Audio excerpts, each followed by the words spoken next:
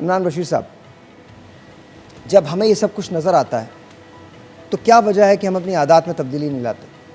فطرت کی بات نہیں کرتا کیونکہ فطرت میرے نبی نے کہہ دیا تبدیل نہیں ہوتی، عادتیں تو تبدیل ہو سکتی ہیں۔ بسم اللہ الرحمن الرحیم۔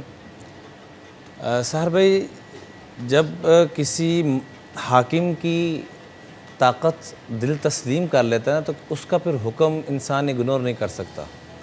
ہم نے ابھی تک اللہ کو اپنا حاکم دل سے صحیح معنوں میں اپنی بات کر رہا ہوں، اور جو میری طرح کے کمزور اللہ تعالی ہم سب کو اس ضعف ایمانی سے نکالے، اللہ پوری امت کو نکالے۔ سب سے پہلے ہم نیت کریں کہ ہم نے اپنا ایمان مضبوط کرنا ہے۔ آج کیمرے کی آنکھ سے تو ڈرتے ہیں، آج چھوٹا بچہ دیکھ رہا ہو اس سے ڈرتے ہیں، لیکن اللہ سے نہیں ڈرتے۔ وجہ کیا ہے کہ اللہ کی عظمت دل میں نہیں ہے۔